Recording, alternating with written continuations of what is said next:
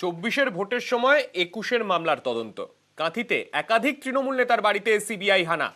Block সভাপতি সহ 3 তৃণমূল নেতার বাড়িতে সিবিআই। আমাদের সঙ্গে রয়েছেন আমাদের প্রতিনিধি সুজিত। সুজিতের কাছে যাব। সুজিত, এই যে ঘটনা, এই ঘটনা কি কোথাও রাজনৈতিক প্রতিহিংসা বলে তৃণমূল দাবি করছে?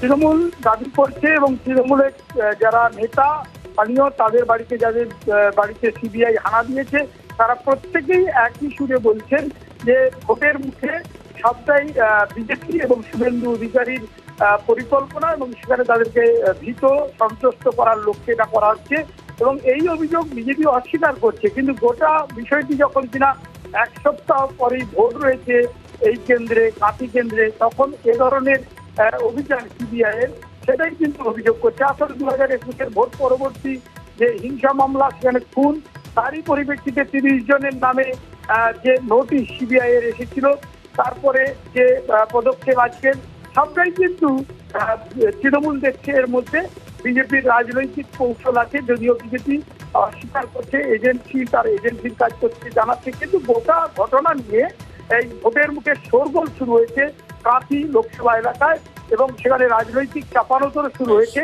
এবং ঘটনা ঘটলো আজ সকালে এবং তা নিয়ে ভোটে প্রচারে ব্যস্ত দুই দলই কিন্তু এই বিষয়টি নিয়েও কিন্তু বলা বলি করছে। আমাদেরকে কোনো কারণেই জানানো হয়নি।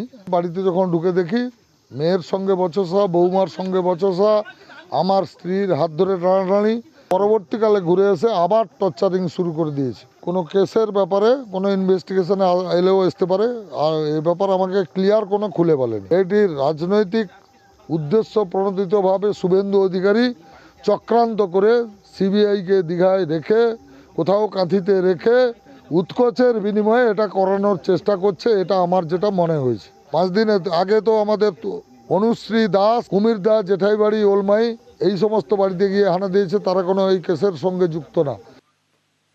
ভোটের মুখে এই এজেন্সির হানাকে বিজেপির আত্মবিশ্বাসের অভাব বলে মনে করছেন তৃণমূল নেতা শশী পাজা।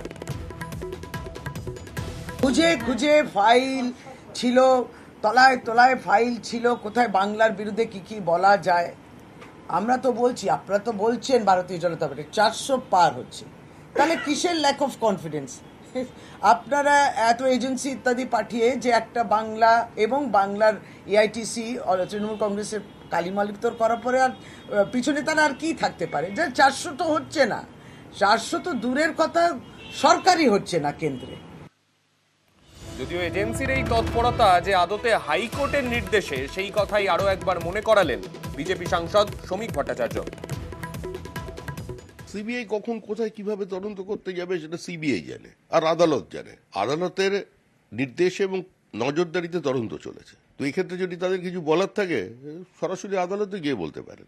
এখন সিবিআই কেজড প্যারেট নয়, তারা তাদের মধ্যে তদন্ত করছে। তাদের তো তদন্তের গতি অত্যন্ত স্লথ। এতে আমরা ক্ষুব্ধ। আমাদের যে আরো দ্রুত তদন্ত হোক। আমাদের এত 60-এর উপর ছেলে মারা গেছে, পার্টির সহকর্মীর মৃত্যু হয়েছে, এখনো পর্যন্ত আমরা তার সুরাহা করতে পারিনি, দেখতে পাইনি। কি করছে সিবিআই? আমাদের ক্ষোভ থাকার কথা, অন্য কোনো কথা বলবেন কেন? তৃণমূল বলুক, তৃণমূলকে চিনে গেছে মানুষ, প্রতিহিংসা কাকে বলে তৃণমূলের থেকে শিখে নিয়েছে মানুষ।